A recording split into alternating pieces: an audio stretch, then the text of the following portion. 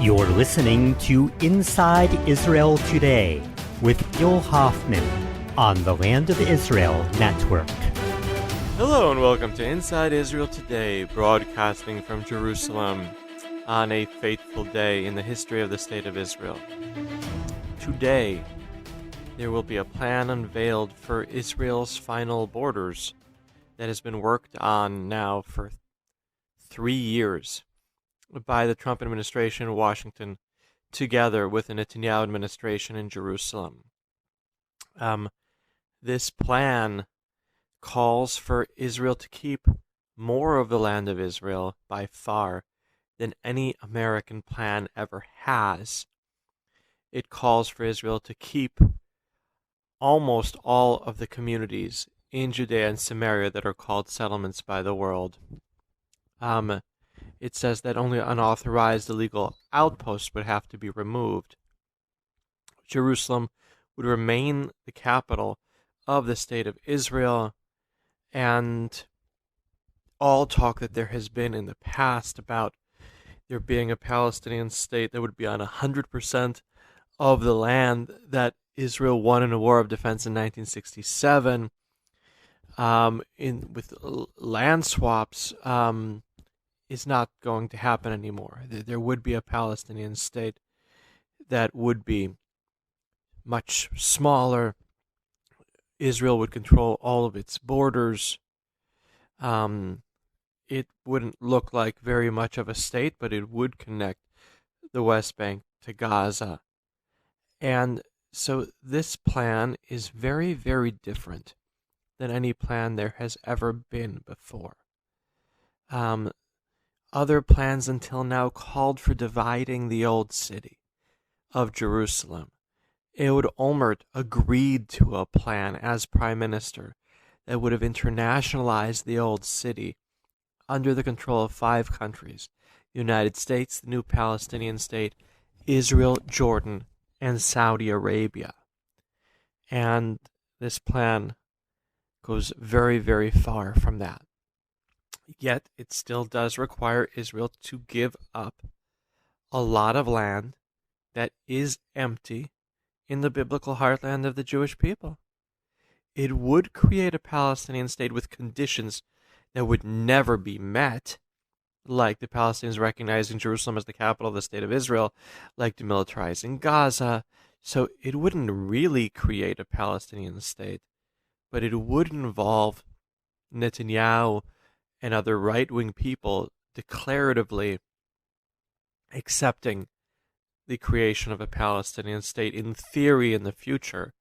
And that is why the Yesha Council of Jewish Communities in Judea and Samaria decided not to endorse the plan. They are there in Washington for the ceremony, and it was important to Netanyahu and to Donald Trump to have the settlers on their side. I'm not sure how important it was for them to have the Palestinians on their side. The reaction of Abbas to this plan has been to call Trump a dog who is the son of a dog, which sounds worse in Arabic. And so Donald Trump is moving forward with this plan, regardless of the Palestinians. He was asked by reporters ahead of his meeting with Netanyahu on Monday, well, what do you think the Palestinians will do? And he says, I think they'll eventually accept it. I think they'll eventually realize that it's good for them. And the Palestinians said that they thought completely differently.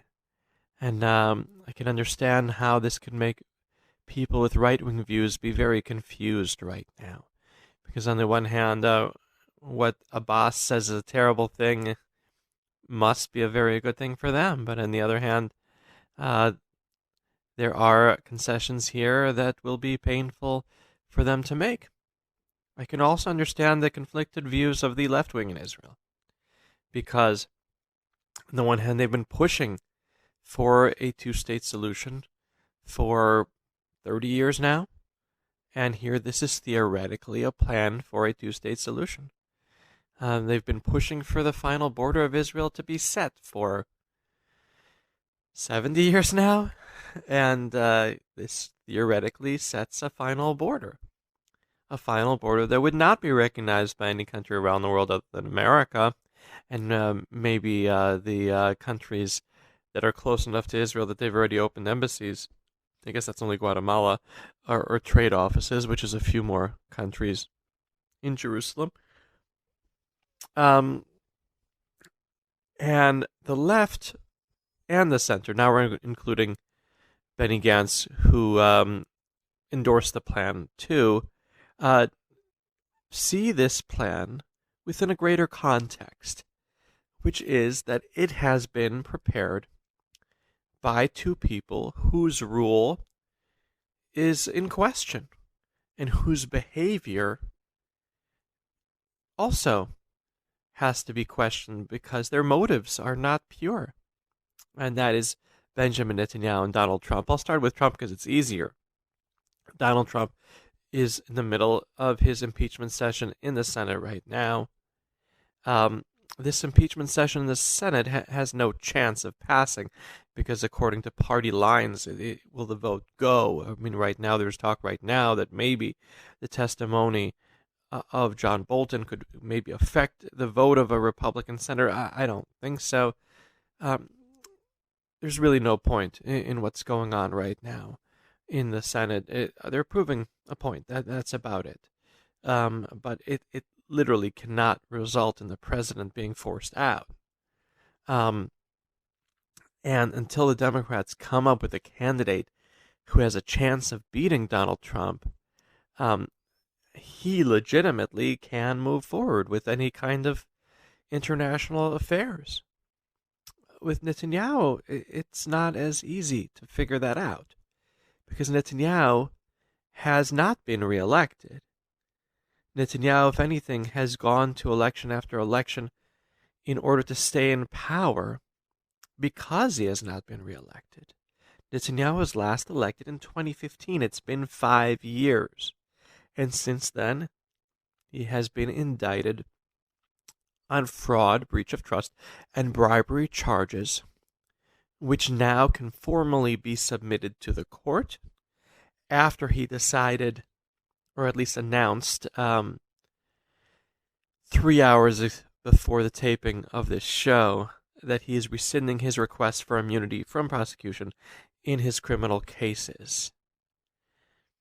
That request means that request was done in order to stall, in order to prevent his trial from starting on the 2nd of March. It remains unclear as we are speaking right now whether the stalling that he did and the rescinding he did now was enough to prevent the trial from starting, at least technically, with him being summoned to the court to formally announce the charges before the 2nd of March. There's different legal reporters who are saying different things right now as we speak. So it would still be technical, of course. They wouldn't be calling witnesses or really actually starting the trial, but they would perhaps be able to have that one day in court before March 2nd where the trial technically begins. And that makes a very big difference. The Israelis would be really, really voting for a prime minister on trial or against him.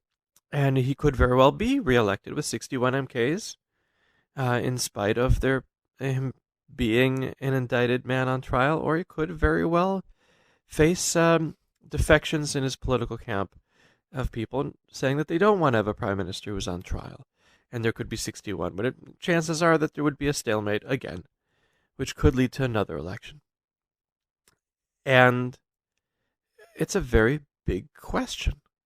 During this time, until we figure out who the prime minister is going to be, can you really sign a deal of a century?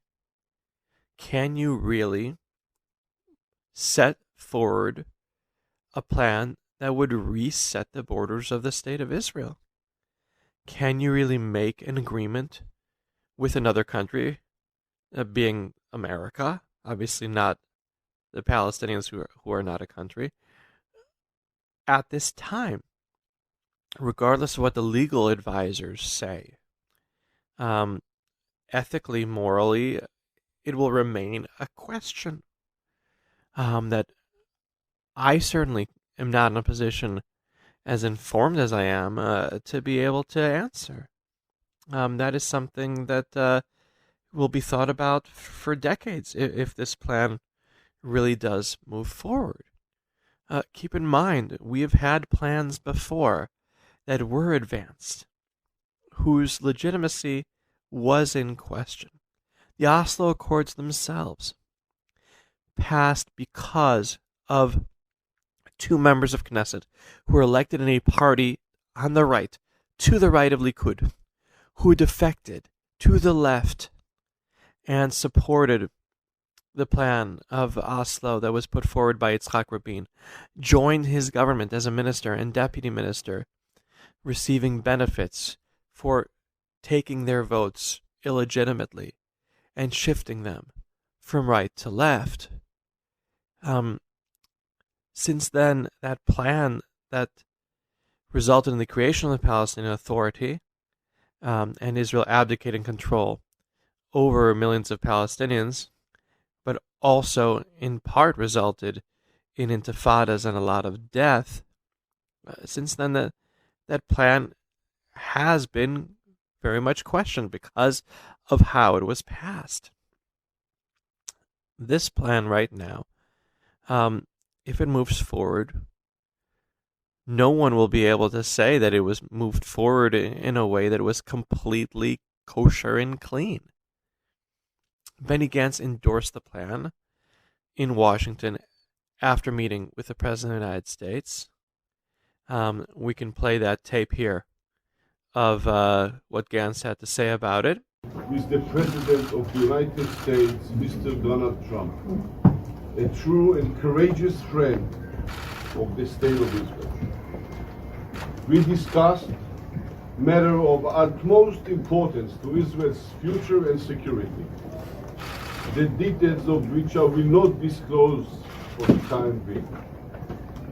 I thank the President for his profound support of Israel's citizens and for his commitment to their security, particularly in responding to Iran and its terror proxies threatening our borders over the past 2 years, as well as his decision to recognize Israel's sovereignty over the Golan Heights and for moving the U.S. Embassy to Jerusalem. I also addressed the issue of Hezbollah and the increased activity we are witnessing on Syria's and Lebanon's border. The President's peace plan is a significant and historic milestone indeed. Immediately after the election, I will work towards implementing it from within a stable, functioning Israeli government in tandem with the other countries in our region. President Trump and I also discussed the importance of dialogue with the Palestinians, the neighboring country, and the King of Jordan. I spoke with the President about the captives and missing soldiers held by Hamas and stressed that any arrangement must ensure the long-awaited return. I would like to express once again my appreciation to President Trump, Vice President Mike Pence, Secretary of State Mike Pompeo, Special Advisor to the President Jared Kushner, and Ambassador Friedman for their reception, the important invitation to the White House, and their dedicated and honest commitment to the State of Israel. Thank you very much. Thank you all very much. Thank you for playing that tape, producer. But you listen to him here. While he's endorsing it, he says that it can only be implemented after a government is formed. And he doesn't say this, but after a government is formed by Netanyahu, Absolutely legitimate. After government is formed by Gantz himself, of course. Now, I don't know.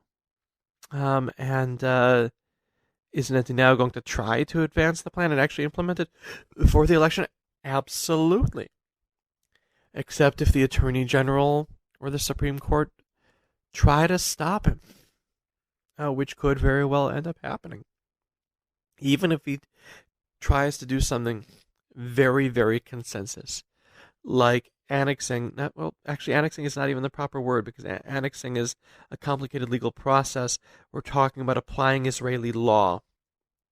The word hachalat ribonut in Hebrew, applying sovereignty, not sipuach, the Hebrew word for annexing, to Ma'ale Adumim, the most consensus of what are called settlements, a full city of tens of thousands of people just over the border, very close to Hebrew University. Even if Netanyahu just tries to take that very, very consensus step, it will forever be questioned. The people of Ma'ale Adumim, when they get a ticket for speeding from the state of Israel, which apparently they haven't been able to get because they were under the control, technically, of the IDF, they'll have to say, well, I only got this ticket for speeding because a prime minister was accused of bribery. A little odd, that whole situation is, that Israel is in right now. It's making history, but under circumstances that are very questionable, and we're using that word over and over and over again, because I'm not expressing an opinion here like Netanyahu's opponents of this is disgusting and cynical of a prime minister under indictment taking steps illegitimately. And I'm not saying, as the supporters of Netanyahu are, that he's a once-in-a-lifetime leader and this is a once-in-a-lifetime deal and we have to move forward no matter what, and all the charges against him are a farce. Both of those points of view are legitimate, and I'm not endorsing either of them. I'm just saying that what's going on right now is confusing, is strange, and is something that we will be looking back from the future at with a different kind of perspective that I don't think that anyone can really see right now.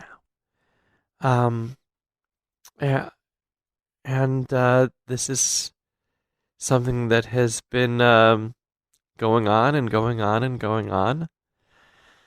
I got a message today from an old friend who's asking me, you're covering your third election here. Do you get bonuses for elections? Is it like in Boston where snowplow people charge a flat fee up to a certain amount of days, then over that gets a bonus, and then gets to take his family to Disney World? That is such a beautiful question. No! No, I don't get a bonus for covering elections. I'm lucky I still have a job. No, I'm working my tushy off, doing twice and three times the amount of work for the same salary I've been getting for many, many years. So if I'm going to express an opinion here, then I would like these elections to end. I would like March 2nd to be the last one for 4 years.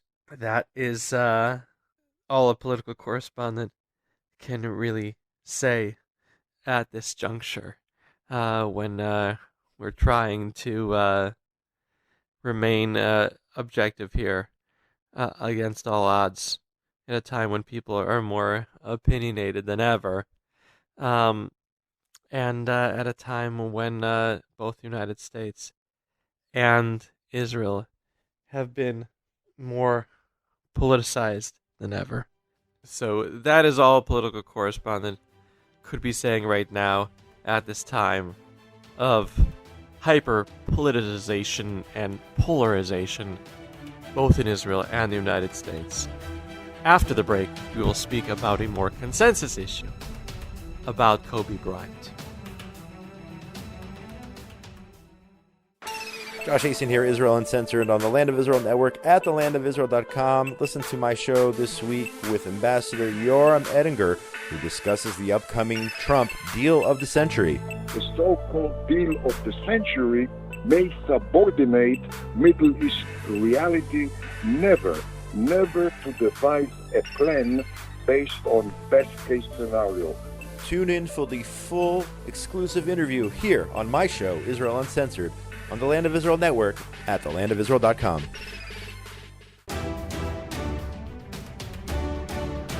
And we're back here on Inside Israel Today on the Land of Israel Network on thelandofisrael.com. After speaking about such polarizing and politicized issues in the first part of this show, I thought it was important to end with a segment on an issue that everyone can agree on, which is that it is a tremendous loss that Kobe Bryant, a basketball star and a mensch, is no longer with us and died prematurely at the age of 41 years old. Died in the middle of doing a tremendous mitzvah in bringing his 13-year-old daughter to a basketball game. Now, I don't have too much in common with Kobe Bryant.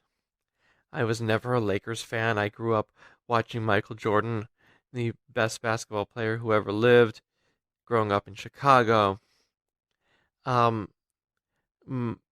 Pretty much the entire career of Kobe Bryant happened when I was in Israel, not following basketball as closely. But I do have one thing in common with him, which is that I'm a father. In fact, I'm a father of a 13-year-old basketball player, too. I love to see my daughter play basketball, and am very impressed by her talents, just like Kobe was impressed by the talents of his daughter, Gianna. And so for me to see any human being die on the way to bring his 13-year-old daughter to play basketball, that's something that really comes close to home for me. Kobe Bryant, I am told by a past interviewee on Inside Israel Today, former ambassador to the United States, Michael Oren, I am told that he was a super supporter of the state of Israel. I asked him how. Did he come to Israel? Did he donate money? Do you remember something he said? He said, I don't know if he came here, but I came to the Lakers game and he really wanted to meet me. He told me about his respect and affection for Israel. Okay, I'm going to take he really wanted to meet me with a grain of salt. Ambassadors are told a lot of nice things, but we'll take with a lot more than a grain of salt. The ambassador who spoke to Kobe Bryant has a picture taken with him, saying that he heard from him about his respect and affection for Israel. So that's really nice to hear. You hearing it exclusively first on the Land of Israel Network, that the Land of Israel and the State of Israel was respected and was related to with affection by the man who people around the world are crying over his death right now as we speak. It's sad when any supporter of the state of Israel is lost, especially one with this kind of influence and this kind of love around the world. Perhaps if he has not been to the state of Israel And I'd like to think that if he had, I would have remembered it. Mike Lauren would have remembered it. That when his daughter doesn't have basketball games, that maybe he would come in the near future. After all, Kobe didn't really have much of a money problem, and wasn't too busy following his retirement from basketball. And that would have been something that would have definitely uplifted Israel's image around the world to host someone of the caliber and of the respect of Kobe Bryant. I know that Amari Stoudemire, who's another NBA star, not quite at the level of Kobe Bryant, who's come to play in Israel and now plays for Maccabi Tel Aviv, was absolutely shocked and devastated at the loss of his friend. I've had the privilege of praying in the same synagogue as Amari Stoudemire in Jerusalem before he defected to the Tel Aviv team that is the enemy of the Jerusalem team. And I'm sorry to see Amari, who's a great guy, in feeling this pain. Lastly, I want to just relate to Kobe as someone who is a mensch. I know that there were allegations about what may or may not have happened with a woman a while back, and I don't think it is the time or place to get into that. But everyone who knew him seemed to like him, seemed to be very impressed by his character. He was an intellectual, even though he didn't attend college. He was a piano player. He was an all-around great guy. And so rest in peace, Kobe Bryant.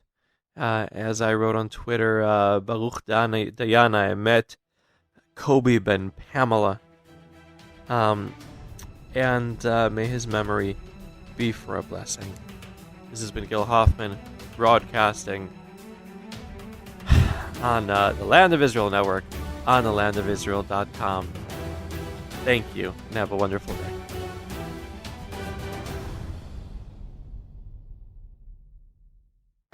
Extinction, says Carl Sagan, is the rule. Survival is the exception. And I can tell you as a graduate of a geology department and a teller of the Jewish story that this is not a small fact. I'm Rav Mike Foyer, and this is the Jewish Story. Join Rav Mike Foyer for the best Jewish history podcast, The Jewish Story, on the Land of Israel Network at the Land of Israel.